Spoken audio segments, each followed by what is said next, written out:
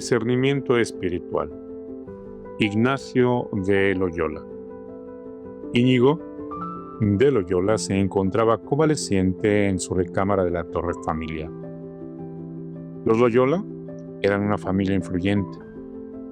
No se hallaban entre las más poderosas, pero su cuna era noble.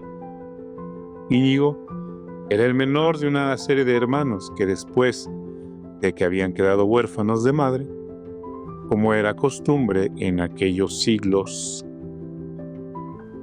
XVI, aquellos siglos españoles, a los hijos más jóvenes se les enviaba a la corte para que recibieran adiestramiento y quizá aseguraran un futuro. Así sucedió con nuestro joven convaleciente, quien se había puesto a las órdenes del duque de Nájera y había luchado en Pamplona contra los franceses. En aquella batalla, perdida antes de iniciar, y en la que Íñigo, con sus delirios de gloria y de grandeza, había convencido a los comandantes de resistir el sitio el mayor tiempo posible. Fue la batalla en la que el joven cortesano, con sus sueños de caballero, habían sido heridos en 2 piernas, en una más grave que en la otra, por un disparo de bombardero. Aunque ya sano, su vanidad lo empujó a operarse por segunda vez, sin anestesia, un hueso que le había quedado chueco y que se veía mal, además de que le provocaba cojear. Su aspiración en la vida era servir a una noble dama. Se dice que la princesa Catalina, hija de los reyes Isabel y Fernando, cual caballero andante según se narra en sus lecturas predilectas, Amadís de Gaula. Fue en aquella cama, durante su tortuosa pero finalmente exitosa recuperación, que Íñigo pide para leer sus libros favoritos. Resulta que no había ninguno de los libros a la redonda más que una Vida Christi de Rodolfo de Sajonia y la Leyenda Áurea, Vida de los Santos de Jacobo Javarese. Al leer estas obras, el interior de Íñigo quedaba afectado y más aún, él se daba cuenta de dicha afección. Comenzó a percatarse de que cuando fantaseaba con su dama y sus aventuras caballerescas, se deleitaba mucho más cuando después de cansado lo dejaba. Hallábase seco y descontento. Por otro lado, también comenzó a imaginarse a sí mismo realizando hazañas santas, semejantes a la de San Francisco de Asís o Santo Domingo de Guzmán. Cuando esto sucedía, no solamente se consolaba, más aún, después de dejado quedaba contento y alegre. Se percataba de que unos pensamientos, además de producirle sensaciones y sentimientos distintos, también lo llevaban a querer realizar cosas diferentes a los deseos producidos por otros tipos de pensamientos. Este fue el germen de lo que posteriormente se llamaría discernimiento ignaciano. Se acompañó a Íñigo por un proceso muy hondo que le llevó incluso al borde del suicidio, pero que finalmente culminó en la fundación de la Compañía de Jesús. Pero antes de atender directamente al discernimiento, según lo plantea Íñigo, me parece importante proponer la lectura de la que fue una de sus experiencias místicas más importantes. Me refiero a lo que se conoce como la visión del Cardonero. Una vez iba por devoción a una iglesia que está a poco más de 1 milla de Manresa, que creo se llamaba San Pablo, y cuyo camino va junto al río. Yendo así en sus devociones, se sentó un momento con la cara hacia el río, el cual iba a hondo. Y estando ahí sentado, se le empezaron a abrir los ojos del entendimiento. Y no es que tuviese alguna visión, sino que entendió y conoció muchas cosas, tanto espirituales como de fe y letras. Y esto con una ilustración tan grande que le parecían todas las cosas nuevas. Y no se pueden declarar los particulares que entendió entonces, aunque fueron muchos, sino que recibió una gran claridad en el entendimiento, de manera que en todo el discurso de la vida hasta pasado 72 años, coligiendo todas cuantas ayudas había ya tenido de Dios y todas cuantas cosas había sabido, aunque las adjuntase todas en uno, no le parecía haber alcanzado tanto como aquella vez sola. Y esto fue en tanta manera de quedar con el entendimiento ilustrado, que le parecía como si fuese otro hombre y tuviese otro intelecto que tenía antes. Este capítulo lo dedicaremos a ofrecer un breve vistazo del discernimiento ignaciano, con la intención de propiciar la inquietud de conocer a mayor profundidad esta propuesta e integrarla al itinerario de las 7 místicas. La espiritualidad ignaciana gira en torno a los ejercicios espirituales. Un pequeño manual de espiritualidad que Íñigo, después Ignatius o Ignacio, redactó durante 27 años. No es un libro para leer, sino para hacer. Su objetivo es el de vencerse a sí mismo y ordenar su vida sin determinarse movida por algunas afecciones desordenadas. En otras palabras, ordenar la vida en función de o para alabar, hacer, reverenciar y servir a Dios. El discernimiento ayuda pues a conocerse mejor, pero no por el puro hecho de conocerse, como si de este narcisismo se tratara, sino para reordenar la vida buscando acudir al llamado de eso que aquí hemos llamado misterio o misteriosidad de la realidad. Pues bien, en este capítulo cumple un papel fundamental en este itinerario. Si en el capítulo pasado los invitaba a proponerse tomar algún voto, reacomodar su casa de manera que realmente la habiten o imaginar en qué aspectos de la cotidianidad pueden trabajarse para irse haciendo más disponibles al misterio, el modo para escoger en función del misterio y no por pura comodidad es el discernimiento espiritual. El discernimiento, además, es quizá una de las prácticas espirituales que más nos ayudan a reconocer la presencia amorosa del misterio en nuestra vida. No pretende alejarnos de lo concreto, sin encontrar a Dios ahí, en lo que nuestras experiencias detonan en nuestro cuerpo, pensamientos y deseos. Es ahí, al encuentro con el misterio en la cotidianidad, a donde 7 místicas intenta llevarnos en este estudio. A continuación, nos centraremos en comentar algunos aspectos del discernimiento espiritual ignaciano, que considero pertinentes para nuestro objetivo. Mi sugerencia es que consideren, en caso de sentirse interesados, en asistir a algunos de estos ejercicios espirituales para experimentar de manera más honda lo que aquí apenas rasgásemos por la superficie. Como lectura, para este capítulo recomiendo leer El Peregrino, su autobiografía, que es el texto que nos cuenta la vida de Ignacio de Loyola, dictada por él mismo.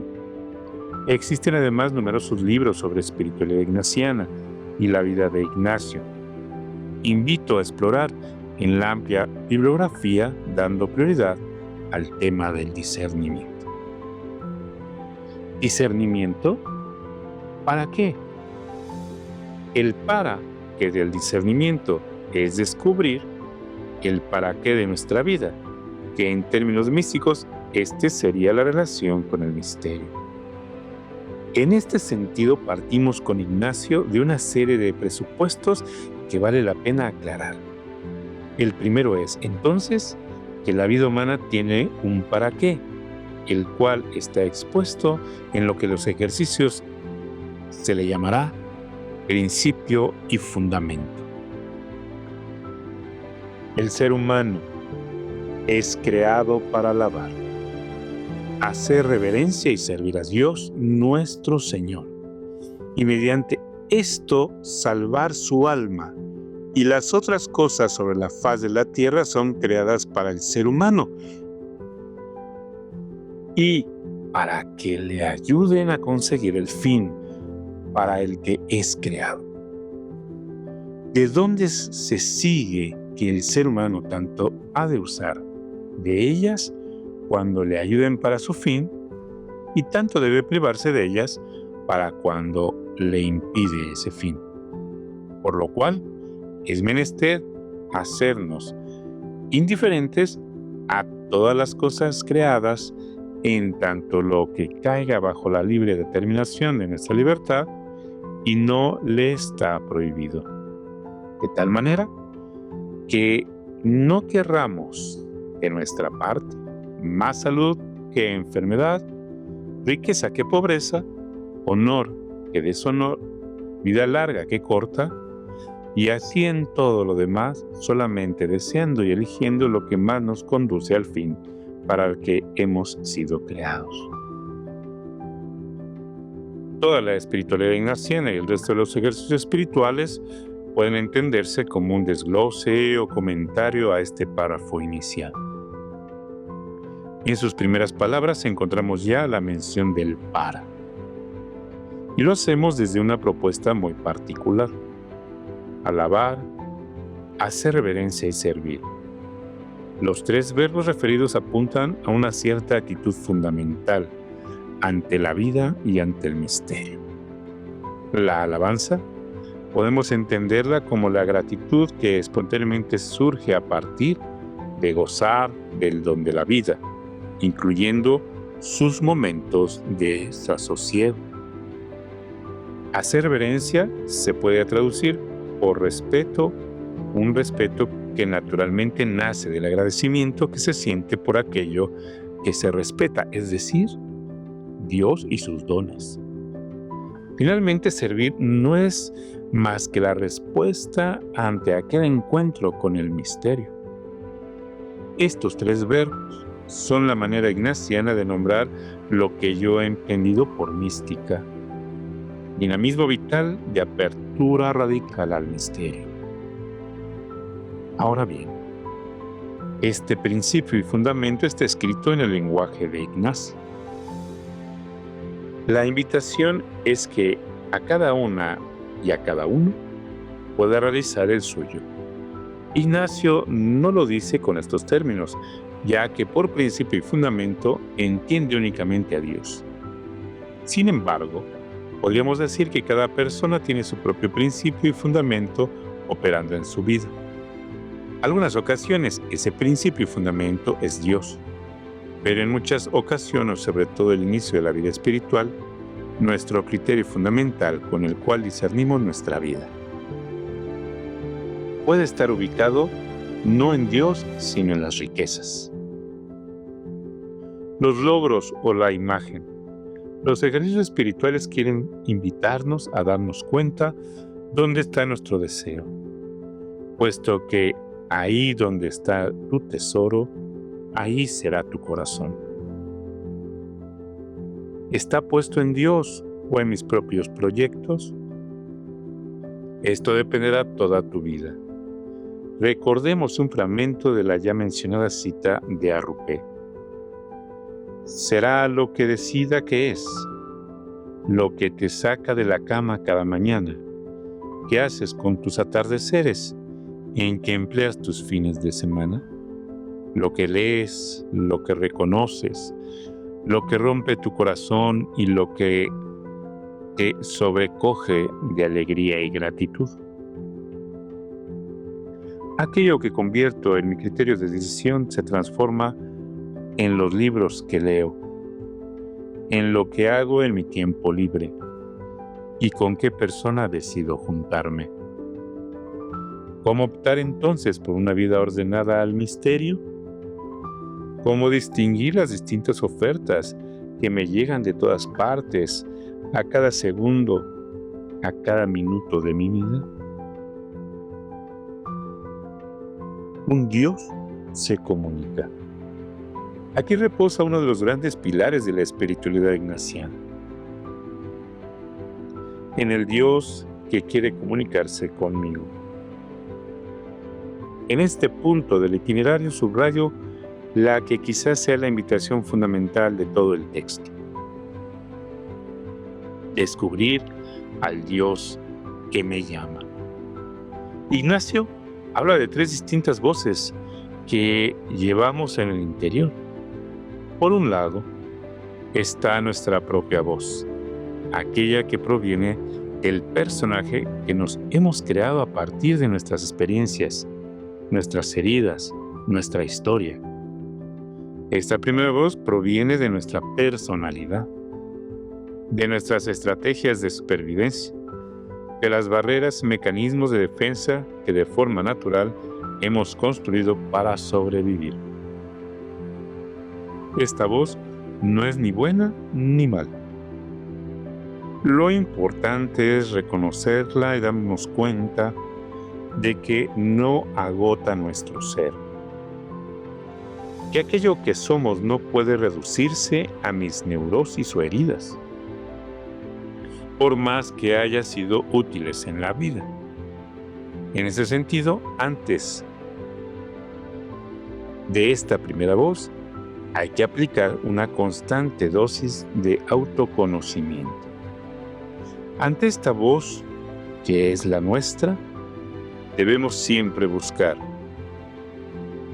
quiénes somos para poderla reconocer. Y no la confundamos con ninguna otra de las siguientes voces. La segunda voz es la del mal espíritu.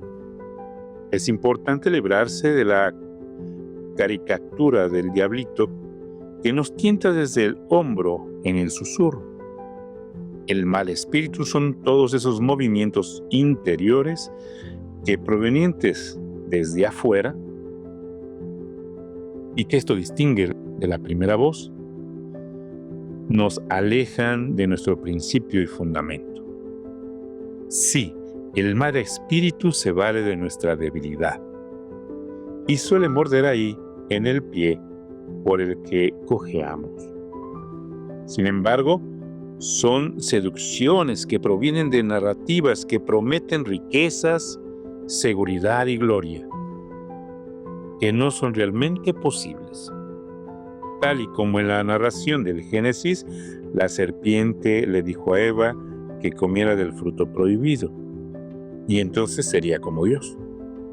Así también el mal espíritu empuja, a veces sutil, a veces de manera abrupta, a endiosarnos, que es lo contrario a divinizarnos. El primero es querer ser los dueños del universo, ocupar el lugar que por nuestra propia condición de finitos y vulnerables no podremos tener. Además, no es necesario tener. Es pues un delirio imposible, una distopía, pero aún así gastamos buena parte de nuestra vida queriendo ocupar siempre el primer puesto. Asegurarnos de un futuro, comprar la salud, como si todo dependiera de nosotros. El mal espíritu son pues todos aquellos movimientos que nos alejan de Dios. Y todos los movimientos son externos. Finalmente, la tercera voz es el buen espíritu, el cual nos invita constantemente hacia el proyecto de Dios siguiendo el modelo de Jesús de Nazaret. Su objetivo es el de llevarnos hacia la divinización, es decir, ir encaminados en nuestra vida el dinamismo de amor que constituye la realidad divina. Las lógicas del mal espíritu y del buen espíritu son distintas.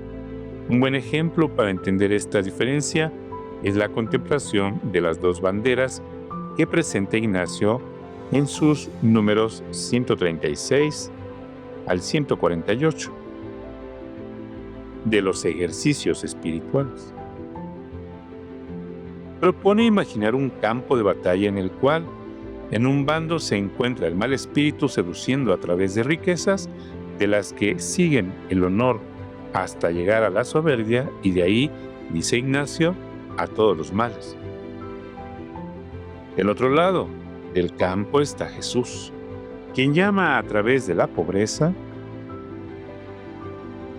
que se puede leer como ser realmente libres, la cual lleva a oprobios y menosprecios, hasta llegar a la humildad, y de ahí a todas las virtudes.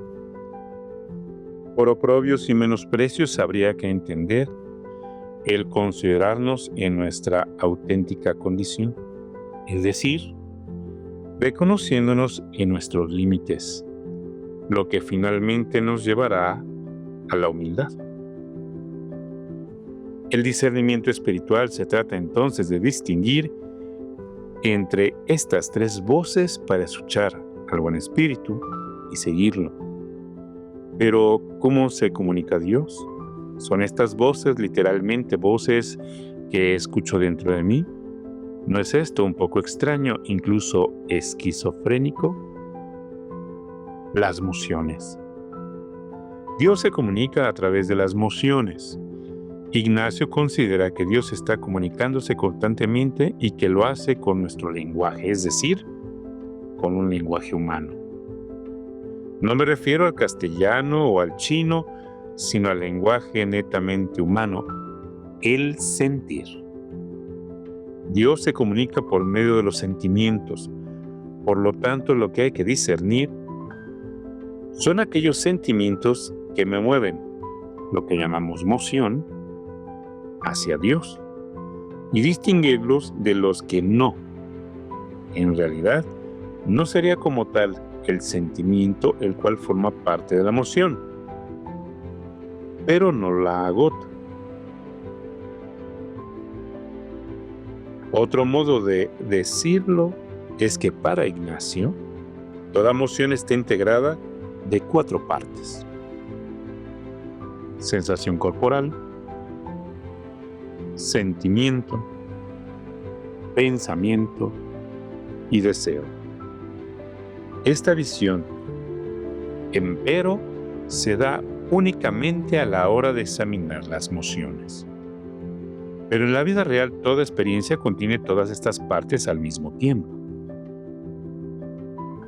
Se asemeja al sentipensar de Orlando Falsborda o a la inteligencia sintiente de Javier Zubiri.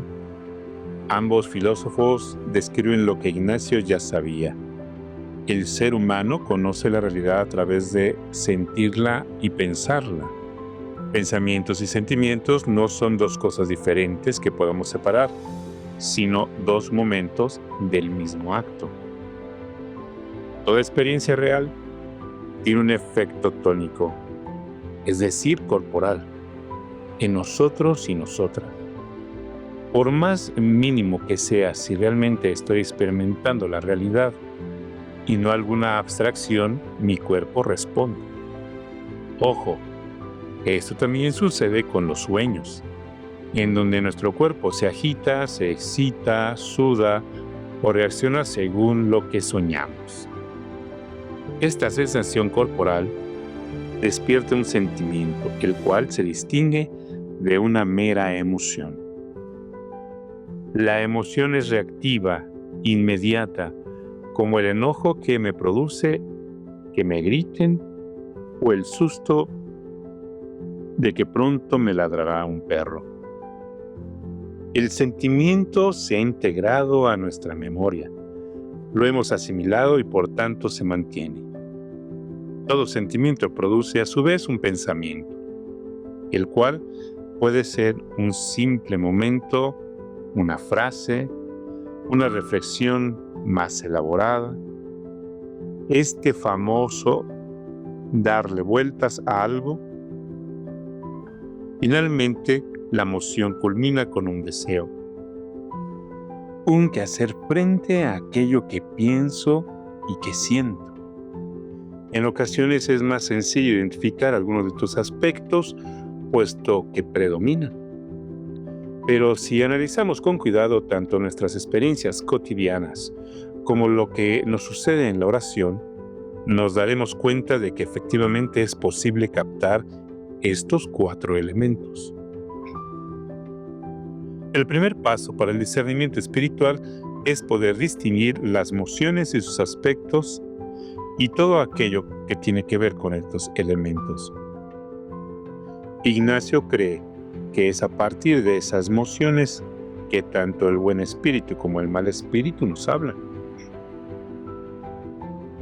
En otras palabras, tanto uno como otro espíritu se comunican a partir de lo que vivimos en la realidad y por lo tanto lo que esta realidad despierte en nosotros y nosotras. ¿Qué hacer entonces con estas emociones? Aquí viene el aspecto práctico al que todos estamos invitados en este capítulo. Examinar nuestras emociones. El examen de ello.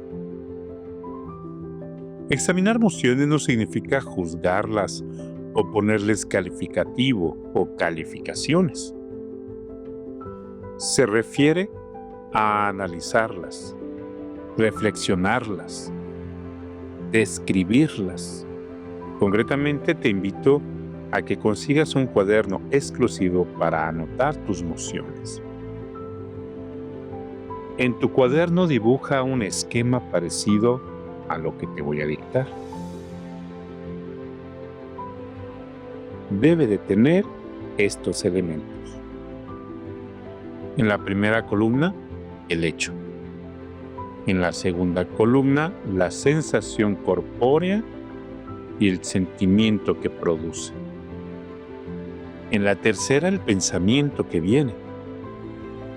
Y en la cuarta, el deseo que se siente. Hecho, sensación corpórea y sentimiento, pensamientos y deseos. Estas 4 columnas son importantes en tu cuaderno de trabajo. Primero escribe el hecho. Por ejemplo, vi a un anciano en el camión que volteó su cabeza y fijó su mirada en mí. Ese es el hecho.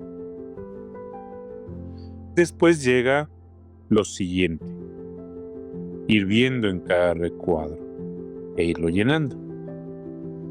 Llena los siguientes recuadros según sea más intenso el recuerdo. Si en este caso tienes presente con mayor claridad lo que pensaste, comienza escribiéndolo. Un ejemplo de ello. Qué mirada tan profunda. Es como si hubiese visto en mucho la vida en esos ojos.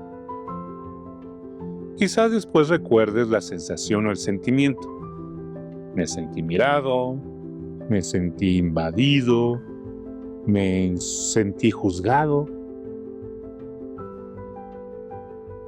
¿Qué es lo que provocó esa mirada? ¿Y cómo se sintió mi cuerpo? Exaltado, petrificado, ansioso, angustiado. ¿Se sintió lleno de cariño o de ternura? Tal vez me provocó una sonrisa o un sonrojo. Finalmente, describes el deseo. Me dieron ganas de saludarlo. Tal vez le sonreí o pude haberle sonreído. Me generó un acto de caridad. Traté de cederle mi asiento, dialogar con él.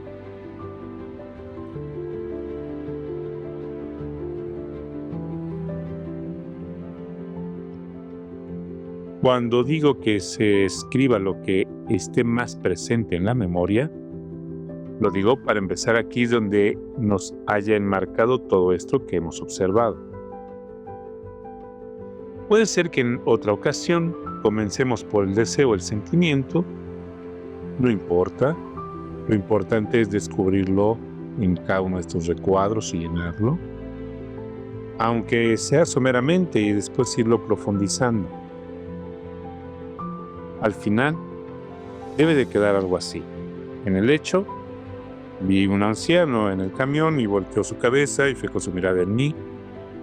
En la sensación corpórea y sentimiento, me sentí mirado, realmente mirado, y mi cuerpo se petrificó, pero se llenó de cariño y ternura hasta que me sonrojé.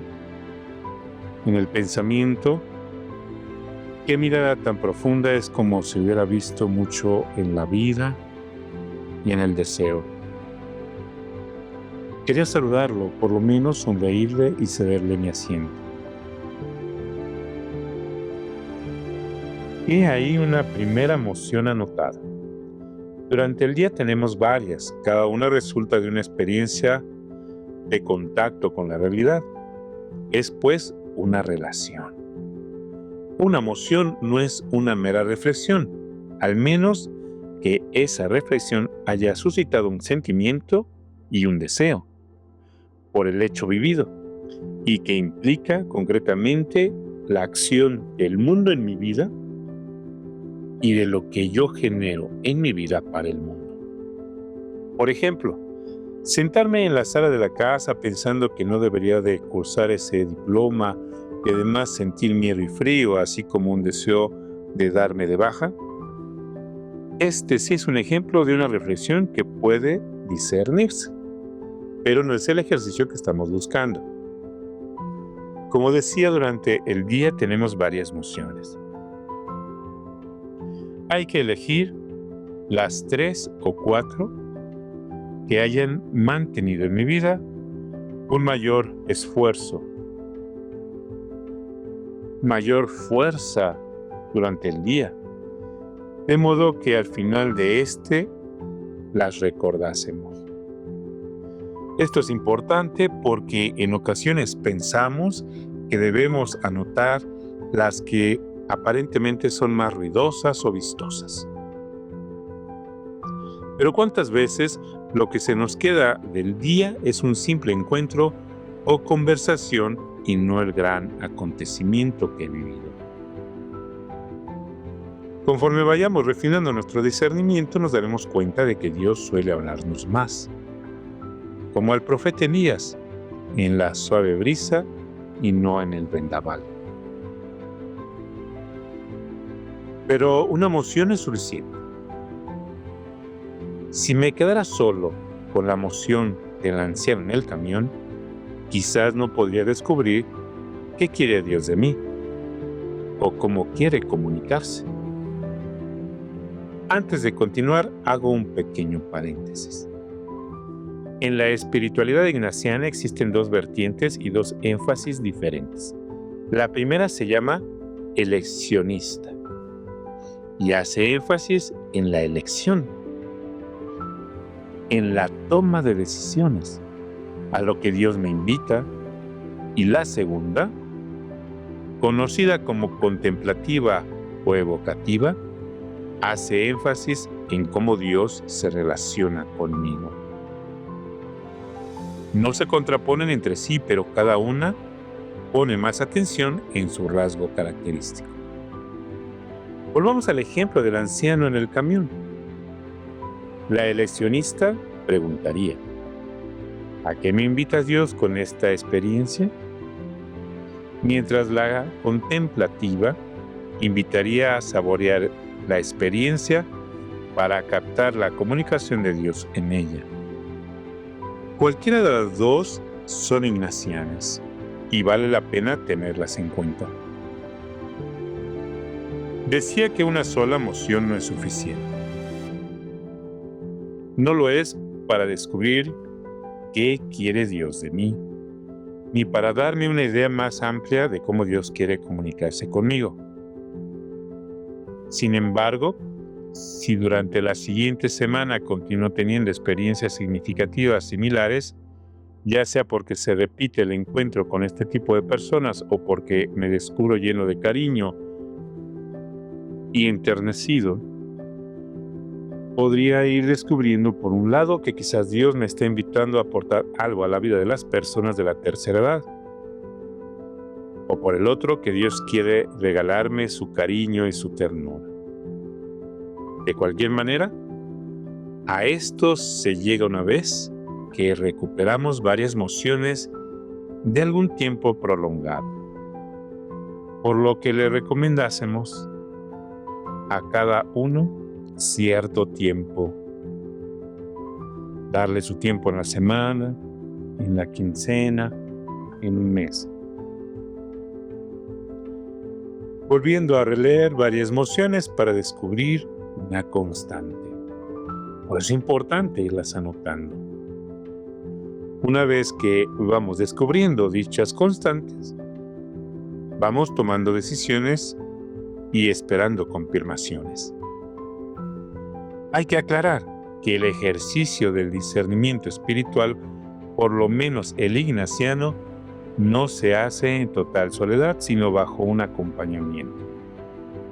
Por supuesto, el anotar en el cuaderno y orarlo, lo hacemos de manera individual, pero es bueno dialogarlo, ya sea con un acompañante o un grupo de discernimiento, para que en comunidad descubramos la presencia y la voluntad de Dios. A discernir. Es probable que hayan quedado muchos cabos sueltos. Con razón, puesto que el tema del discernimiento es sumamente complejo y la finalidad de este capítulo no es escribir ni un tratado ni un manual al respecto, sino invitarlos a practicarlo. Y si encuentran en el futuro más y más deseo del discernimiento, pues buscar en ello, profundizar. Lo ideal es que este fruto nos vaya dando un mejor acompañamiento. Para fines de este itinerario, recomendamos por lo menos tomar en cuenta lo siguiente. Dios, el misterio, que se comunica en nuestra vida concreta y cotidiana a través de nuestros cuerpos y experiencias, tal y como parecía anunciarnos lo que Gandhi o Teresita comunicaban en su vida espiritual. La mística se vive entonces en la vida cotidiana. En cada experiencia encontramos momentos de discernimiento. En cada día a día, esta presencia amorosa del misterio. Para ello es necesario tomar actitudes concretas, cambios reales, que nos ayuden a escuchar mejor su voz. Uno de estos cambios, que a su vez es una buena manera para decidir qué cambios vamos a realizar, lo encontramos en el discernimiento ignaciano. Por ello te invito a que hagas el ejercicio de anotar mociones en tu cuaderno. Suele recomendarse que hagamos esta actividad por la noche o a la mañana siguiente muy temprano en el silencio y en la vida de oración antes de que empieces tus actividades o el ruido cotidiano de la vida. Por ello te invito a que hagas estos ejercicios de anotar una y otra vez. Una vez contemplada la escena, se anota en la tablilla que te hemos propuesto. Pensamientos, sentimientos, sensaciones y deseos. Hacer este ejercicio podría ayudarnos a incrementar nuestra sensibilidad y poco a poco a tener más presencia de Dios en nuestras vidas. Todos estamos invitados a ejercer un discernimiento. ¿Qué mejor? De la mano de esta tercera mística, la mística de San Ignacio de Loyola.